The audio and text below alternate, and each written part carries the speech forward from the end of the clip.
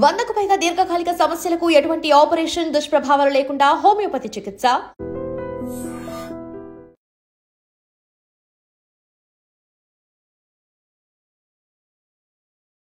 Welcome to iDream. ప్రభుత్వంతో చర్చలకు సిద్ధమంటూ Maoist party ఇప్పటికే ఒక లెటర్ను విడుదల చేశారు. ఆ లెటర్లు 3 దశలుగా విడుదల చేసిన తర్వాత కూడా ప్రభుత్వం నుంచి ఎలాంటి స్పందన లేకపోవడంతో ఈసారి మరో లేఖను విడుదల చేశారు.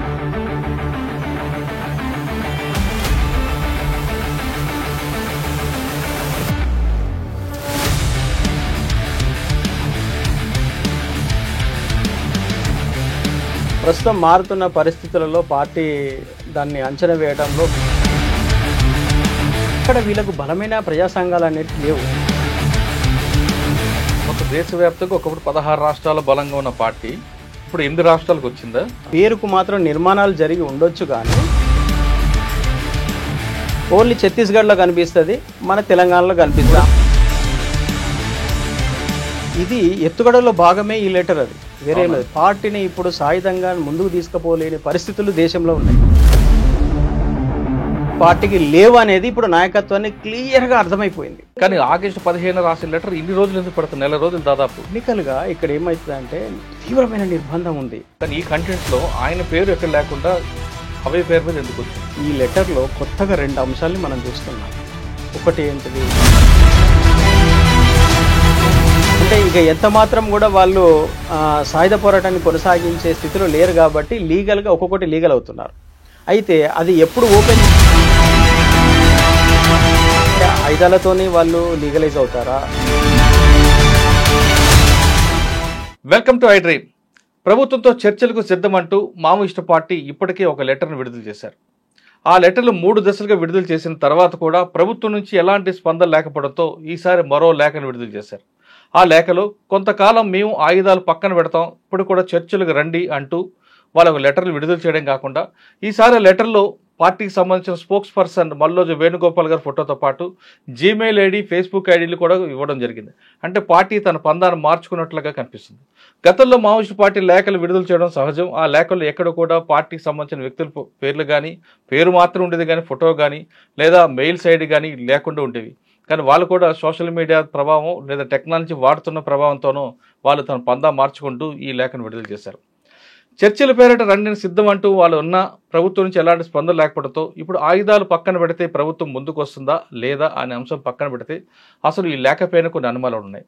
ఇంతవరకు చేయని ఈ విధంగా చేయడం పట్ల మావోయిస్ట్ పార్టీ లేక లేదా పోలీసులు కావాలని పక్కదో పట్టించడానికి ఈ లేఖను సృష్టించారా అనే అంశంతో పాటు, ఎందుకంటే ఆగస్టు 15లో విడుదలైన లేఖ ఈ రోజు రావడం వెనక ఉన్న ఉద్దేశం ఏంటి అనే అంశాలపై మనతో మాట్లాడడానికి మాజీ మావోయిస్ట్ టెక్ మధు ప్రస్తుతం ఉన్నారు. పార్టీ తీసుకున్న లైన్ ఎటువంటి ఉంది, ఏ విధంగా ముందుకు వెళ్తున్న విషయాల్ని మధు నడి తెలుసుకుందాం. అన్న నమస్తే. నమస్తే అన్న.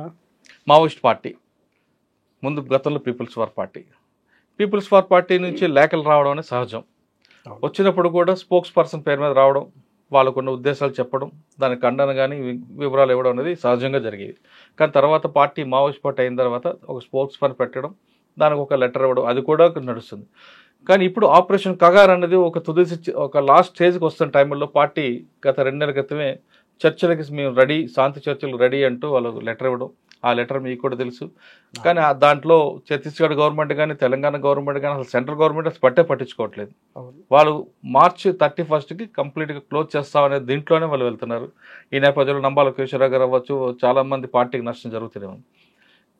ఈ ఒక దశకు చేరుకున్న క్రమంలో ఇప్పుడు కొత్తగా మంగళవారం నైట్ ఒక లెటర్ రావడం, మేము ఆయుధాలు కొన్ని రోజులు పక్కన పెడతాం, మాతో చర్చలు జరపండి అని ఒక లెటర్ ఇవ్వడం. ఈ లెటర్ని మనం ఏ కోణంలో చూడండి, ఎందుకంటే ఇది ఆగస్టు 15 విడుదల చేసిన లెటరు. ఆగస్ట్ అయింది, సెప్టెంబర్ మంత్ ఎండింగ్ రావడం వెనక ఉద్దేశం ఏంటి? సాధారణంగా మావోయిస్ట్ పార్టీ లెటర్లు అంటే వారం రోజులు గ్యాప్ ఉంటాయి తప్ప నెల రోజులు గ్యాప్ అనేది ఇంతవరకు ఎప్పుడు కూడా చూడలేదు. నక్సల్స్ టైంలో ఉన్నప్పుడు కూడా అంత గ్యాప్ ఎప్పుడు ఉండేది కాదు.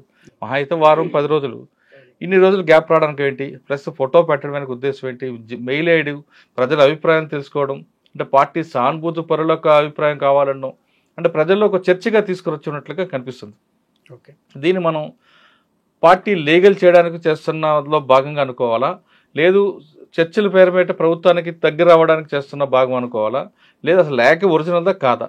ఇందులో చాలా అంశాలు కనిపిస్తున్నాయండి. గౌరవనీయులు ప్రధానమంత్రి గారు పార్టీ యొక్క రాసిన లెటర్లోనే ఆ రాతలోనే కొన్ని తేడాలు కనిపిస్తున్నాయి. మీరైతే ఎలా చూస్తారండి? ఇంతకు ముందు మనం ఒక 1 వీక్ బ్యాక్ మనం ఒకటి చూసుకుంటే ఒక 10 పేజీల లెటర్ ఒకటి మావోయిస్ట్ పార్టీ రిలీజ్ చేసింది. ఈ 10 పేజీలలో ఏంటంటే ఇంతకు ముందు జరిగినటువంటి అనేకమైనటువంటి ఎన్కౌంటర్ల గురించి ప్రస్తావిస్తూ దాంట్లో నంబాల కేశవరావు గారి ఎన్కౌంటర్ను కూడా ప్రస్తావిస్తూ చాలా విషయాలు రాశారు. దాంట్లో ప్రస్తుతం మారుతున్న పరిస్థితులలో పార్టీ దాన్ని అంచనా వేయడంలో ఫెయిల్యూర్ అయ్యిందనే విషయాన్ని కూడా చాలా స్పష్టంగా వాళ్ళు చెప్పడం జరిగింది. దాంట్లో తర్వాత అదే క్రమంలో అదే లెటర్లో ఏమన్నారంటే ఈ సరెండర్లను కూడా మనము నిరోధించాలి. ఈ మధ్యకాలంలో చాలామంది సరెండర్ కావడం జరిగింది. దాంట్లో రాష్ట్ర కమిటీ సభ్యుల దగ్గర నుంచి సాధారణ సభ్యులు కూడా ఉన్నారు. అది ఇటువంటి సరెండర్లను నిరోధించాలని ఆ 10 పేజీల ఒక లెటర్లో కొన్ని పేరాలు రాయడం అనేది జరిగింది. అది రాస్తూనే ఏమనంటే అమరులు ఏవైతే ఆశయాలు వాళ్ళు నెరవేర్చకుండా పోయారో ఆ ఆశయాల్ని మనం నెరవేర్చాలి అనే విషయాన్ని వాళ్ళు చాలా స్పష్టంగా దాంట్లో రాశారు. ఇంకొకటి ఎన్ని నష్టాలైనా ఎన్ని కష్టాలైనా భరిస్తూ పార్టీని ముందుకు తీసుకువెళ్దామనే సెన్స్లో రాశారు తప్ప ఆ లెటరు దాంట్లో ఎటువంటిది కూడా ప్రభుత్వంతో చర్చలు చెప్పి పార్టీని లీగలైజ్ చేద్దామని ఆ 10 పేజీల లెటర్లో లేదు. అయితే ఇది ఆగస్టులో వచ్చినటువంటి లెటర్గా మనం ఇప్పుడు చూస్తున్నాం. ఆ డేట్ను బట్టితే మనకు అర్థమవుతుంది. కానీ ఇక్కడ మనం ఒకటి అర్థం చేసుకోవాలి. మనం ఇంతకుముందు గతంలో మనము చర్చ చేసినప్పుడు ఆ ఇంటర్వ్యూలో మనం మాట్లాడుకున్నాం పార్టీకి ఇంకా వేరే ఆల్టర్నేటివ్ దారులు అనేటివి లేవు, అన్నీ మూసుకుపోయినాయి, ఇప్పుడు సరెండర్ అవ్వడం తప్ప వేరే లేదు అని చెప్పేసి మనం అనుకున్నాం. పార్టీ కూడా అదే నిర్ణయానికి వచ్చింది. ఎందుకంటే ఎన్ని రకాలుగా ప్రభుత్వానికి వాళ్ళు లేఖలు రాసినా ఏ కొంచెం కూడా స్పందన అనేది సెంట్రల్ గవర్నమెంట్ నుంచి లేదు. మన తెలంగాణ గవర్నమెంట్ కొంచెం ఆలోచన చేసింది తప్ప ఛత్తీస్గఢ్ గవర్నమెంట్ కానీ సెంట్రల్ గవర్నమెంట్ కానీ అటువంటి ఆలోచన చేయలేదు. గవర్నమెంట్ కాకుండా మన దగ్గర ఉన్న పౌర సంఘాలు కూడా కొంచెం మీటింగ్లు పెట్టాయి, తెలంగాణ మాత్రమే, అది కూడా హైదరాబాద్లో. మిగతా స్టేట్లో అసలు ఆ మూమెంటే కనిపించట్లేదు. అయితే అక్కడ వీళ్ళకు బలమైన ప్రజా సంఘాలు అనేవి లేవు, ఓన్లీ హైదరాబాద్లో మాత్రమే ఉన్నాయి కాబట్టి వీళ్ళు మాట్లాడుతూ ఉన్నారు. అయితే పార్టీ దేశవ్యాప్తంగా ఉంది అని చెప్పేసి ఒకవైపు మావోయిస్ట్ పార్టీ చెప్పుకుంటూనే ఎక్కడ కూడా దాని గురించి ఒక పాజిటివ్గా డిస్కషన్స్ చర్చలు అనేది ఎక్కడ లేదు. ఈవెన్ ఛత్తీస్గఢ్లో కూడా ప్రజా సంఘాలు అక్కడ మాట్లాడిన సందర్భం లేదు. ఎక్కడ ఒకరిద్దరు నాయకులు ఛత్తీస్గఢ్ నాయకులు మాట్లాడారు, అంతే తప్ప ఇంకా ఎవరు కూడా మాట్లాడలేదు. కాదన్న అసలు మొత్తం దేశవ్యాప్తంగా ఒకప్పుడు 16 రాష్ట్రాల బలంగా ఉన్న పార్టీ ఇప్పుడు 8 రాష్ట్రాలకు వచ్చిందా? ఇంకా ఉందా? 8 రాష్ట్రాలు ఉందా? కేవలం ఛత్తీస్గఢ్, జార్ఖండ్, తెలంగాణ బార్డర్ అనిపిందా? లేదండి, ఇది పార్టీ రాష్ట్ర కమిటీలు ఫంక్షనింగ్లో మాత్రం లేవు. పేరుకు మాత్రం నిర్మాణాలు జరిగి ఉండొచ్చు కానీ ఫంక్షనింగ్లో ఎక్కడ లేవు. ఇంత యాక్టివిటీ అసలు లేనే లేదు, ఎక్కడ లేదు. జనరల్ యాక్టివిటీస్ కూడా లేదు. వాళ్ళు ఎక్కడ కూడా ప్రజా పోరాటాల్లో పాల్గొన్నది కానీ ఇది కానీ మనకి ఎక్కడ కనిపించదు. మనకు ఓన్లీ ఛత్తీస్గఢ్లో కనిపిస్తుంది, మన తెలంగాణలో కనిపిస్తుంది, ఆంధ్రప్రదేశ్లో కూడా లేదు. మళ్ళీ ఒడిశాలో కొంత ఉంది, ఒడిశాలో కొన్ని పాకెట్లలో చిన్న, అది కూడా ఈ మధ్య కాలంలో అది కూడా పోయింది. అయితే ఇక్కడ మనకేందంటే ఇప్పుడు ప్రస్తుతం వచ్చిన లెటర్ గురించి మనం ఆలోచిస్తే ఇది కొంచెం భిన్నమైన లెటర్గా ఉంది, ఇంతకు ముందు కంటే కూడా చాలా భిన్నమైంది. మావోయిస్ట్ పార్టీ తన వ్యూహంలో భాగంగా అనేకమైన ఎత్తుగడలు అది ప్రదర్శిస్తూ ఉంటుంది. అందులో భాగంగానే ఇది ఎత్తుగడలో భాగమే ఈ లెటర్. అది వేరే లేదు. పార్టీని ఇప్పుడు సాయుధంగా ముందుకు తీసుకుపోలేని పరిస్థితులు దేశంలో ఉన్నాయి. అయితే ఆ పరిస్థితులను ఎదుర్కొనేంత శక్తి సామర్థ్యాలు పార్టీకి లేవు అనేది ఇప్పుడు నాయకత్వాన్ని క్లియర్గా అర్థమైపోయింది. కాబట్టి ఇక మనం ఎంతకాలం కూడా కొనసాగించలేము. ఒకవేళ ఇది కొనసాగిస్తే ఈ మాత్రం ఉన్న పునాదులు కూడా లేకుండా పోతాయి అనేది పార్టీ గ్రహించినట్టుగా ఈ లెటర్లో బట్టి మనకు అర్థమవుతుంది. రెండోది దాంట్లో కరెక్ట్గా వాళ్ళు అడ్రస్ చేసింది ఏమన్నా ప్రధానమంత్రికి, హోమ్ మినిస్టర్కు, సెంట్రల్ మినిస్టర్లకు మాత్రమే అడ్రస్ చేశారు. స్టేట్ గవర్నమెంట్ల మీద ఎక్కడ కూడా వాళ్ళ ప్రస్తావన కానీ ఇవి కానీ తీసుకురాలేదు. అంటే ఒకవేళ పార్టీని లీగలైజ్ చేసే ఉద్దేశము కనుక వాళ్ళకు ఉంటే కనుక లీగలైజ్ అనే ఇది మాట రాలేదు కూడా, అలా లీగలైజ్ రాలేదు. వాళ్ళు ఏమన్నా తాత్కాలిక సాయుధ పోరాట విరమణ మేము చేయాలనుకుంటున్నాము అనేది అన్నారు. ఈ విషయం గురించి మనం గతంలో ఒకసారి మాట్లాడుకున్నాం. కొండపల్లి సీతారామయ్య గారు కూడా తాత్కాలిక సాయుధ పోరాట విరమణ అని 75లో ఆయన కూడా ఒక స్టేట్మెంట్ ఇచ్చారు. ఆ స్టేట్మెంట్ ఇచ్చినప్పుడు చాలామంది దాన్ని వ్యతిరేకించారు. కానీ ఆయన వ్యూహాత్మకంగా ఎత్తుగడలో భాగంగానే ఆ స్టేట్మెంట్ ఇచ్చాను అని చెప్పేసి ఆ రోజు ఆయన ప్రజలకు క్లారిటీ ఇవ్వడం జరిగింది. కానీ ఇవాళ మావోయిస్ట్ పార్టీ ఎందుకు సాయుధ పోరాటాన్ని విరమించాలనుకుంటుంది అనే విషయాన్ని ఈ లెటర్లో ఎక్కడ కూడా ప్రస్తావన తీసుకురాలేదు. నిర్బంధాన్ని ప్రస్తావన చేశారు తప్ప ఈ నిర్బంధాన్ని ఎదుర్కొనే శక్తి సామర్థ్యాలు లేకనే మేము సాయుధ పోరాటాన్ని విరమిస్తున్నారా, ఐడియాలజీ పరంగా ఏమైనా చేంజెస్ వచ్చిందా, రాజకీయ పరంగా ఏమైనా మార్పులు వచ్చినాయన్న విషయాన్ని వాళ్ళు చాలా స్పష్టంగా చెప్పలేదు దాంట్లో. కాబట్టి మనము ఇది వాళ్ళకు మరి సమయం లేక దాన్ని చర్చించలేదా, లేదంటే పూర్తిగా పార్టీలో నిర్ణయం తీసుకోలేదా అనేది తెలియదు. అయితే దాంట్లో ఇంకొక విషయం వాళ్ళు ప్రస్తావించడం జరిగింది. ఏమనంటే మా క్యాడర్ వివిధ రాష్ట్రాల్లో ఉన్నారు, వాళ్ళతో మేము మాట్లాడుకోవడానికి ఒక 1 month మాకు సమయం కావాలి. అయితే మేమైతే పార్టీని సాయుధ పోరాటాన్ని తాత్కాలిక విరమించాలని మేము అనుకుంటున్నాము, కానీ వీళ్ళతో మాట్లాడుకోవడానికి మాకు కొంత సమయం ఇవ్వండి అని మాత్రం దాంట్లో అడగడం జరిగింది. అది ప్రజాస్వామికంగా అది అడగడము కరెక్టే, కానీ ప్రభుత్వం దీని మీద ఎలా స్పందిస్తుంది అనేది మనం వేచి చూడాలి. అయితే ప్రజాస్వామ్య పద్ధతిలో వీళ్ళు పనిచేసినప్పుడు ఇటువంటి డిమాండ్లు అనేది సహేతుకమైనవే, కానీ ప్రజాస్వామ్యానికి పూర్తి భిన్నంగా, రాజ్యాంగానికి పూర్తి భిన్నంగా సాయుధ పోరాటం చేస్తున్నటువంటి ఇటువంటి గ్రూపు ఒక ప్రస్తావన తీసుకొచ్చినప్పుడు ప్రభుత్వం ఎలా స్పందిస్తుంది అనేది మనకి ఇంకా క్లారిటీ లేదు. ఏదైనా మన రాజ్యాంగబద్ధంగానే ప్రభుత్వం నిర్ణయం తీసుకుంటుంది అని చెప్పేసి నేను అనుకుంటున్నా. ఒకవేళ మావోయిస్టుల కనుక ఈ మార్పు వచ్చి ఉంటే, నిజంగా సాయుధ పోరాటం ఇప్పుడు చేయలేమని ఉంటే ఆ విషయాన్ని స్పష్టంగా ప్రజల ముందు పెట్టాల్సిన అవసరం ఉంది. ఎందుకంటే అనేక మంది ఇది సక్సెస్ అవుతుందన్న ఉద్దేశం మీద వాళ్ళ ప్రాణాలను అక్కడ త్యాగం చేశారు. కొన్ని వేల మంది, దాదాపు ఒక 18,000 మంది ఇప్పటి చనిపోయారు. కాబట్టి వాళ్ళ మరణాలకు, వాళ్ళ త్యాగాలకు సమాధానం చెప్పాల్సిన అవసరం మావోయిస్టు పార్టీకి ఉంది. రెండోది, ఈ మధ్యకాలం లాస్ట్ జనవరి నుంచి ఇప్పటి వరకు చూసుకుంటే 366 మంది చనిపోయారని చెప్పి మావోయిస్టు పార్టీ అధికారికంగా ప్రకటించింది. ఆ తర్వాత మళ్ళీ ఒక 2 ఎన్కౌంటర్లు జరిగినాయి, దాంట్లో ఒక 10 మంది చనిపోయారు. అంటే 376 మంది ఇప్పటికి చనిపోయారు. ఇది జనవరి నుంచి ఇప్పటికి. ఒకవేళ ఈ నిర్ణయం గనక వాళ్ళు ఒక జనవరిలోనే గనక తీసుకొని ఉండుంటే ఈ 376 మంది ప్రాణాలని వాళ్ళు కాపాడగలిగే వాళ్ళు. కానీ అది ఒకటే కాకుండా దంబాల కేశవరావు గారు చనిపోయినప్పుడు 25 మంది చనిపోయారు. అదొక మేజర్ అనిపిస్తుంది. అంటే ఈ నిర్ణయం ముందు తీసుకుని ఉంటే ఆయన కూడా బతుకుంటేవారేమో. ఇక్కడ ఈ లెటర్లో అదొకటి కూడా వాళ్ళు ఒక లైన్ రాశారు. నంబాల కేశవరావు గారి యొక్క ఆలోచనను బట్టి మేము ఈ నిర్ణయం తీసుకున్నాము అని చెప్పేసి వాళ్ళు ఆ లెటర్లో కొంచెం స్పష్టంగా మాట్లాడడం జరిగింది. ఒకవేళ ఆయన ఉన్నప్పుడే గనక నిర్ణయం తీసుకుంటే మధ్యలో ఒక లెటర్ ఎందుకు అట్లా, అంటే మేము సాయుధ పోరాటాన్ని ఇంకా శక్తివంతంగా కొనసాగించాలి, ఈ నష్టాల నుంచి మళ్ళీ అనుభవాలు తీసుకోవాలనే ఒక 10 పేజీల లెటర్ ఎందుకు వస్తుంది అనేది ఒక అనుమానం. ఈ లెటర్ ఒరిజినల్ అంటారా? అయితే ఇందులో ఏమైనా వ్యూహంగా ఎవరైనా పోలీసులు పంపించారనుకోవచ్చు. అలా అనుకోవటానికి ఏం లేదు. ఎందుకంటే పార్టీ ఇప్పటికే తీవ్రమైన నష్టాల్లో ఉంది. పోలీసులకు కూడా ఇటువంటి చీప్ టాక్టిక్స్ చేయాల్సినంత అవసరం కూడా పోలీసులకు లేదు. ఎందుకంటే ఆగస్టు 15 రాసిన లెటర్ ఇన్ని రోజులు ఎందుకు పడుతుంది? 1 నెల రోజులు దాదాపు. టెక్నికల్ గా ఇక్కడ ఏమవుతుంది అంటే తీవ్రమైన నిర్బంధం ఉంది. మనము ఇక్కడ టౌన్ లో ఉండడం మనకు తెలియదు, కానీ అక్కడ విపరీత నిర్బంధం ఉంది. ఇప్పుడు గతంలో ఇంకా నిర్బంధం ఉన్న సమయంలో కూడా వారం 10 రోజుల్లో మనకి ఉత్తరాలు వచ్చాయి. ఇప్పుడు టెక్నాలజీ డెవలప్ అయింది, వాళ్ళు కూడా టెక్నాలజీ ఒక మెయిల్ ఐడి అన్ని కూడా ఇచ్చారు. ఇంత ఫాస్ట్గా ఉన్నప్పుడు 1 నెల రోజులు పడుతుందా? ఒక ఎక్కడ మహా అయితే అబుజ్మడ్లోనో లేదా దామంజోడి ఈ ప్రాంతాల్లో రాస్తుంటారు. వాస్తవానికి అంత టైం అయితే పట్టదండి, ఏదో టెక్నికల్ ఇష్యూ అయి ఉంటుంది. కానీ లెటర్లో చూస్తే ఏంటంటే వాళ్ళ రైటింగ్ను బట్టి చూస్తే, దాంట్లో వాడిన భాషను బట్టి చూస్తే గతంలో అభయ్ ఇచ్చిన స్టేట్మెంట్స్కు ఆయన ఇచ్చిన స్టేట్మెంట్కు ఇది దగ్గరగా ఉంది.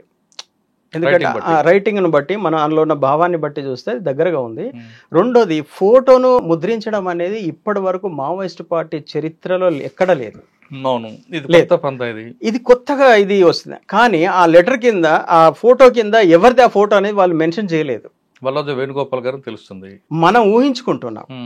ఎందుకంటే కింద సిగ్నేచర్ అతనిదే, అభయ్ అంటే అతనే అని మనం అనుకుంటున్నాం కాబట్టి అతనిదే ఫోటో కావచ్చు అని మనం అనుకుంటున్నాం. కానీ ఆ ఫోటోని ఇప్పటి వరకు వాళ్ళు ఇంకా వేరే మాధ్యమాల ద్వారా వాళ్ళు విడుదల చేయొచ్చు, కానీ ఈ సందర్భంగా ఎందుకు చేశారు అనేది ఒక ప్రశ్న. అయితే ఇప్పటి వరకు అది రహస్య పార్టీ.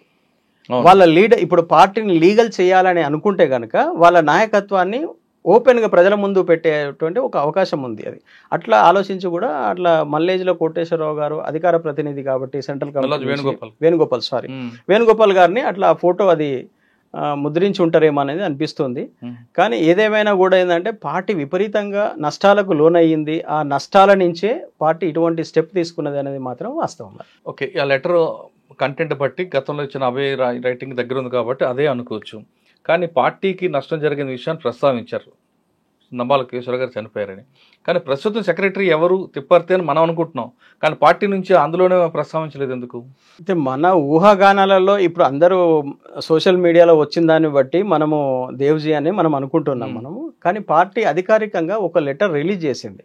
మా ఇప్పటి నుంచి మా సెంట్రల్ కమిటీ నాయకుడిగా ఒక లెటర్ రిలీజ్ చేసింది. బహుశా అది మీ వరకు వచ్చిందో రాలేదో తెలియదు, కానీ కొన్ని సోషల్ మీడియాలలో నేను చూశాను. ఓకే, వచ్చింది అనుకుందాం, కానీ ఈ కంటెంట్లో ఆయన పేరు ఎక్కడ లేకుండా అవే పేరు మీద ఎందుకు వచ్చింది? అధికార ప్రతినిధి ఒకరు ఉన్నారు కాబట్టి వాళ్ళు అట్లా రిలీజ్ చేస్తారు. అదొక సిస్టమ్ ఉంది, అంటే ప్రోటోకాల్ సిస్టాన్ని వాళ్ళు ఫాలో అయ్యారని అనుకోవచ్చు మనం. అట్లా ఈసారి మెయిల్ ఐడీలు ఇవ్వడం వెనక ఉద్దేశం ఏంటి? అది కూడా వ్యూహం అనుకోవచ్చా?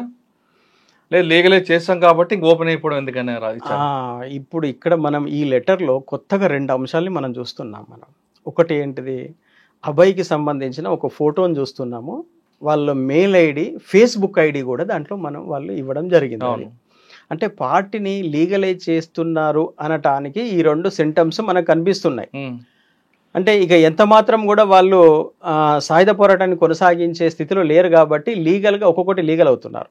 అయితే అది ఎప్పుడు ఓపెన్ చేస్తానని చెప్పారు వాళ్ళంటే, మెయిల్ ఐడి కానీ ఫేస్బుక్ ఐడి కానీ ప్రభుత్వం కనుక హామీ ఇచ్చిన వెంటనే అవి అమల్లోకి వచ్చేస్తాయి, ప్రజలందరూ కూడా దాంట్లో కాంటాక్ట్ కావచ్చు అని చెప్పేసి దాంట్లో రాశారు వాళ్ళు. కాబట్టి ఇక వాళ్ళు ఎంత మాత్రం కూడా అడవులలో ఉండి ఉద్యమాలు చేయడానికి వాళ్ళు సిద్ధంగా లేరు అనేది అర్థమవుతుంది. ఒకవేళ పార్టీని గనక లీగలైజ్ చేసేటట్టు ఉంటే గనక దానికి చాలా సమస్యలు ఉన్నాయి. ఆ సమస్యలన్నిటిని కూడా చర్చించాలి. ఎందుకంటే ఆయుధాలతోనే వాళ్ళు లీగలైజ్ అవుతారా, ఆయుధాలు అక్కడే డంపు చేసి వస్తారా, అదొక విషయం. తర్వాత ఇప్పుడు వరకు వాళ్ళు చేసినటువంటి సాయుధ పోరాటంలో అనేక మంది 2 వర్గాల వాళ్ళు చనిపోయారు. సామాన్య ఆదివాసులు చనిపోయారు, పోలీసులు చనిపోయారు, పార్టీ కార్యకర్తలు చనిపోయారు. అంటే అది ఒక్కటే కాకుండా ఛత్తీస్గఢ్, ఒరిస్సా ప్రాంతాల్లో ఇంకొక విషయాన్ని లేవనెత్తారు. ఒకవేళ లీగలైజ్ చేసి చర్చలు జరిపితే 25 సంవత్సరాల పాటు దండకారణ పార్టీ ఆదివాసుల కోసం ఏం చేసిందన్న విషయాన్ని, అభివృద్ధి చేసిన విషయం కూడా చర్చ కావాలంటున్నారు.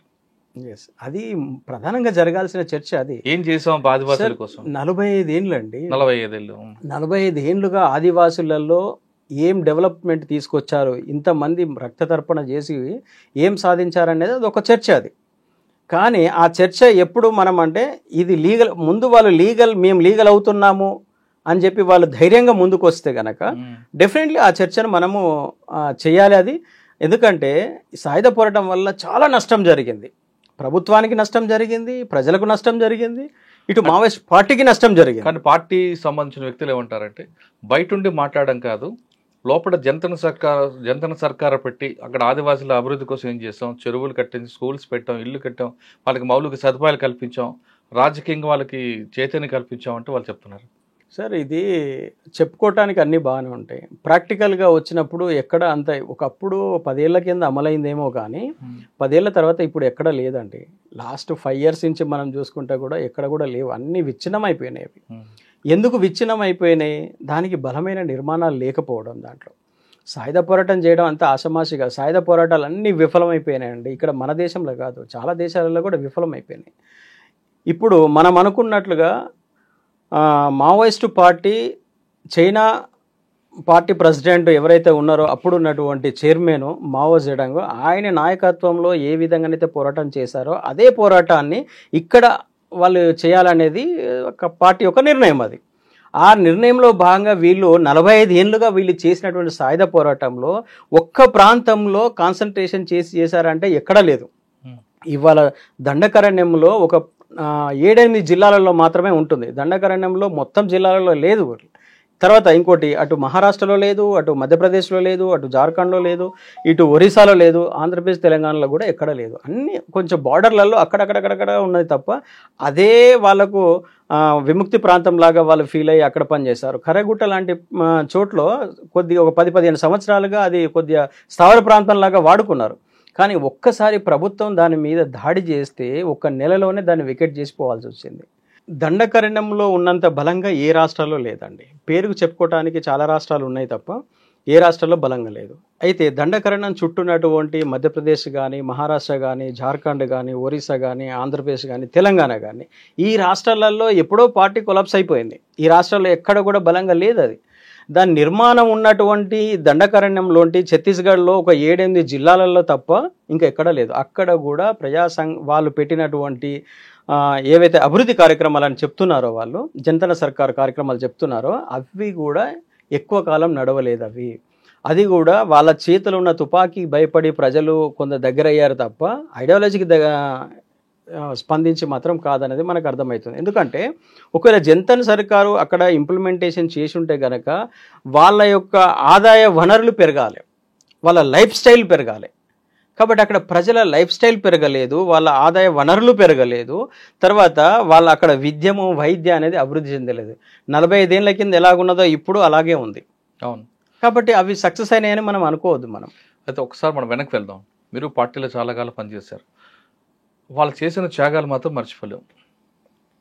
అందులో ఎవరు అవునన్నా కాదన్నా త్యాగం. ఇక్కడ వర్గ సంబంధం గొప్పదా, రక్త సంబంధం గొప్పదా అని చర్చ వచ్చింది అనుకోండి, మీరేదేం చెప్తారు? నేను గతంలో కూడా చెప్పాను, వర్గ సంబంధం అంటే నేను వర్గ పోరాటంలో పనిచేసినంత కాలము నేను వర్గ సంబంధమే గొప్పదని అనుకున్నాను. కానీ దానికంటే గొప్పది మానవ సంబంధాలు. తర్వాత తల్లిదండ్రులు మనకిచ్చినటువంటి ఈ లైఫ్ అనేది ఒక గిఫ్ట్ లాంటిది. కాబట్టి అది రక్త సంబంధం నుంచి వచ్చింది. ఆ రక్త సంబంధం లేకుండా నీకు వర్గ సంబంధం లేదు. కాబట్టి మన తల్లిదండ్రులు ఇప్పుడు మేము చేసే త్యాగం కంటే వాళ్ళు మా కోసం ఇంతకంటే గొప్ప త్యాగం చేశారు. కాబట్టి రక్త సంబంధమే గొప్పదనేది నేను చెప్పి నమ్ముతారు. కానీ కొంతమంది ఇప్పటికీ ఏమంటారంటే వర్గ సంబంధం గొప్పది, రక్త సంబంధంలో ఉండొచ్చు, కానీ వర్గంలో ఉన్న వాళ్ళ తల్లులే నాకు తల్లులు. కొంతమంది ఎవరో త్యాగం చేయకపోతే ఇవన్నీ జరగవు కదా అని అంటే వాళ్ళు అంటారు, మీరేమంటారు? సరే, ఒకటి వాళ్ళు అలా అనుకోవటంలో తప్పు లేదండి. వాళ్ళకు డెమోక్రసీలో ఎవరు ఏ విధంగానైనా అనుకోవచ్చు. కానీ ముందు నీకు జన్మనిచ్చిన తల్లిని, నిన్ను నవమాసాలు పోసిన తల్లిని ముందు గుర్తించాలి, నీ తండ్రిని గుర్తించాలి. నువ్వు చదువుకోవటానికి, ఇంత విద్యాబుద్ధులు నీకు రావటానికి, ఇంత నాలెడ్జ్ రావటానికి నీ తండ్రి కారణం, నీ తల్లి కారణం. వాళ్ళ ఇద్దరిని నువ్వు విస్మరించేసి ప్రజలలో చూసుకుంటానంటే అంతకంటే మూర్ఖత్వం ఇంకొకటి లేదనేది నాకు అనిపిస్తుంది. మరి మీరు గతంలో? నేను అదే కదా, నాకు మిడిమిడి జ్ఞానం ఉన్నప్పుడు నేను మావోయిస్ట్ పార్టీలకు వెళ్ళాను. వాస్తవానికి నాకు అప్పుడు అంత జ్ఞానం నాకు లేదు. తుపాకులు అంటే ఒక క్రేజ్, ఆ క్రేజ్ నుంచి అట్లానే గద్దరు పాటలు అంటే ఉన్న ఒక హీరోయిజం, ఆ పాటల్లో హీరోయిజం వల్ల నేను మావోయిస్ట్ పార్టీలకు వెళ్ళాను. అప్పుడు నాకు ఈ వర్గ పోరాటము, వర్గ సంబంధాలు, తల్లిదండ్రుల కంటే గొప్ప వాళ్ళని ఇట్లాంటి రాజకీయాలు నాకు పెద్దగా అప్పుడు తెలియదు. పార్టీలోకి వెళ్ళిన తర్వాత నేను రాజకీయాలు నేర్చుకున్నాను. వెళ్ళకముందు ఇవన్నీ మాకు ఎవరు చెప్పలేదు. అప్పుడు బయటకు వచ్చిన తర్వాత దాని విలువేందో తెలిసింది. ఇంకా దాని విలువేందో తెలిసింది. Great relationship mother. కానీ ఏదేమైనా పార్టీ అప్పుడు చేసిన పని బట్టే ప్రభుత్వం ఈరోజు ఎందుకు వచ్చిందో వాస్తవం కదంటారు? సార్, ఇక్కడ కొన్ని ఫలితాలు అనేది వచ్చినాయి, రాలేదని మనం అనవద్దు. ఎందుకంటే అప్పుడు కుల వివక్షత అనేది విపరీతంగా ఉండేది. ఆ టైంలో మావోయిస్ట్ పార్టీ స్ట్రగుల్ వల్ల కుల వివక్షత అనేది పోయింది. దానివల్ల కుల సంఘాలు పుట్టుకొచ్చినాయి. అవును. ఈ కుల సంఘాలు చేసిన పోరాటం వల్ల ఒక ఎస్సీని కానీ ఒక ఎస్టీని కానీ కులం పేరు పెట్టి తిట్టలేనటువంటి పరిస్థితులు వచ్చినాయి. వాళ్ళకు ఆత్మగౌరవం వచ్చింది, వాళ్ళకు కొంచెం తలెత్తుకొని మాట్లాడగలిగినటువంటి ధైర్యాన్ని ఈ పోరాటం. కుల సంఘాలు పెరగబట్టే కదా ప్రజలు పార్టీకి దూరం అయ్యారు. అది ఒకటి ఉంది. అంటే వర్గ భావజాలం అనేది అంత విస్తృత, కుల సంఘాల ప్రాముఖ్యత గురించి చెప్పినంత బలంగా వర్గ సంబంధాలు, వర్గ పోరాటాలు అనే దాని అంశం మీద అంత బలంగా జరగలేదు. సాయుధ పోరాటము, ఎన్కౌంటర్లు, ఈ పోరాటాలు, ఈ దాడులు, ప్రతిదాడులు, వీటి మీదనే కాలం గడిచింది తప్ప సైద్ధాంతికంగా ప్రజల్ని కమ్యూనిస్టు భావజాలం వైపు నడిపించడంలో ఫెయిల్ అయ్యారు. అలా మీరు చెప్పండి, ఇప్పుడున్న పరిస్థితుల ప్రకారం భారతదేశం చాలా అభివృద్ధికి ఒక అమెరికాతో పోటీ పడే స్థాయికి వెళ్తున్నాం. ఇటువంటి క్రమంలో భారతదేశంలో మరోసారి విప్లవం వచ్చే అవకాశం ఉందా? అన్న, ఇది చాలా కీలకమైన ప్రశ్న. ఇది భవిష్యత్తులో, ఇప్పుడు మన దేశంలో కాదు, ఏ దేశంలో కూడా సాయుధ పోరాటాలు సక్సెస్ కావు. అటువంటి పరిస్థితులు లేవు. ఎందుకంటే ప్రజలు చాలా చైతన్యంగా ఆలోచిస్తున్నారు. ఫోన్లో ఒక మెసేజ్ వస్తే ఆ మెసేజ్కి స్పందించి దేశం మొత్తం కలుగుతున్న పరిస్థితులు ఇప్పుడు ఉన్నాయి. ఉదాహరణకు మనము శ్రీలంకలో చూసుకున్నప్పుడు శ్రీలంక ప్రభుత్వానికి వ్యతిరేకంగా సోషల్ మీడియాలో వచ్చిన మెసేజ్లే చాలా కీలకమైన పాత్ర. శ్రీలంక కాదు, బంగ్లాదేశ్ కానీ, నేపాల్, బంగ్లాదేశ్ అంతే, నేపాల్ అంతే. నేపాల్లో చూడండి, అసలు ప్రభుత్వం ఏ పార్టీ దానికి పునాదులు లేకుండా చేశారు. అంటే ప్రజల్లో చైతన్యం వచ్చింది కాబట్టి సమస్య వచ్చిందని వాళ్ళే ఏ సాయుధ పోరాట భావజాలం అవసరం లేదండి ఇక్కడ. ఇప్పుడు సాయుధ పోరాటము కమ్యూనిస్టు పార్టీ అస్సలు అవసరమే లేదు. అది ప్రజలు చాలా చైతన్యవంతంగా ఉన్నారు. వాళ్ళకి అన్యాయం జరిగితే వాళ్ళు ఎదిరించడానికి ఏ రకంగానైనా ముందుకు వస్తారు. కానీ సాయుధ పోరాటంగానే రావాల్సిన అవసరం లేదు. ఇవాళ నిజంగా కనుక మావోయిస్టు పార్టీ దాన్ని కనుక స్వీకరిస్తే ఈ పార్టీకి ఎప్పుడో బయటికి రావాల్సిందే. కానీ పార్టీలో కొంతమంది పెద్దలు ఏమంటారంటే మావోయిస్ట్ పార్టీ ఎందుకు ఫినిక్స్ పక్షి లాంటిది, ఎప్పటికైనా అది ఎగురుతుంది అని అంటుంటారు. ఇప్పటికే చాలా నష్టం జరిగింది మురళి గారు.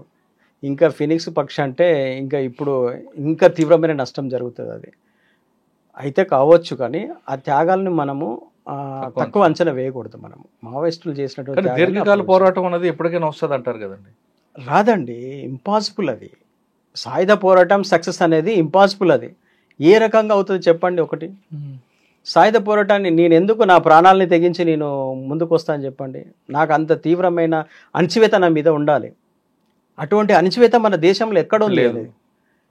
ఒక దగ్గర అణచివేత వచ్చిందంటే దాని తర్వాత 5 ఏళ్ల తర్వాత వచ్చే ప్రభుత్వము వాళ్ళకు రిలాక్సేషన్ ఇస్తుంది, అక్కడ వాళ్ళ సమస్యలను తీరుస్తుంది.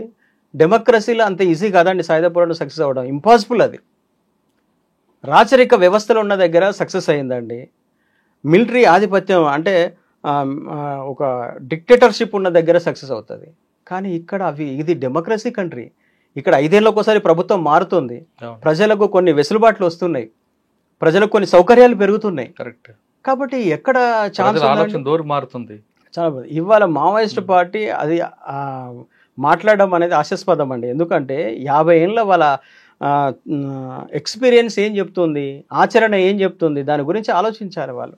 50 ఏళ్ళుగా ఎక్కడండి ప్రజలు. ఇవాళ ఉస్మానియా యూనివర్సిటీలో ఎంతమంది పోయి సాయుధ పోరాటంలో ఆయుధాలు పట్టుకొని తిరుగుతున్నారు? ఇక్కడే ఉండి చేస్తున్నారు కదా, ఇక్కడే ఉండి మాట్లాడుతున్నారు కదా.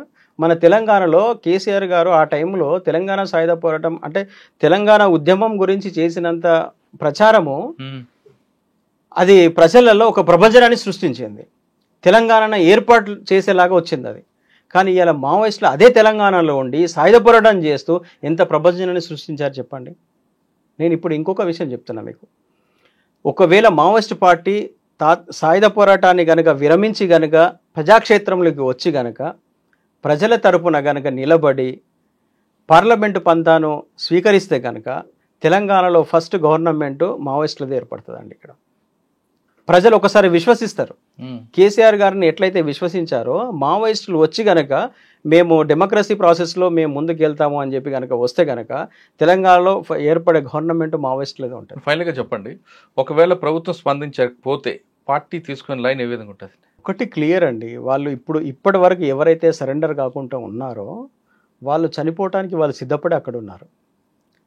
అయితే వాళ్ళ ఉద్దేశం ఎందుకు ఇప్పుడు సాయుధ పోరాటం విరమిస్తామని ఎందుకు అంటున్నారంటే ఆ భావజాలాన్ని రక్షించుకోవడం కోసము వాళ్ళు ఇటువంటి ఎత్తుగడ తీసుకున్నారు. వ్యూహంలో భాగంగానే ఎత్తుగడ తీసుకున్నారు. ఇది ఒకప్పుడు కొండపల్లి సీతారామయ్య కూడా సేమ్ ఇటువంటి సిచ్యువేషన్లోనే ఆ నిర్ణయం తీసుకున్నాడు. ఆయన తీసుకున్నప్పుడు అందరూ చాలా మంది బహిష్కరించారు కదా.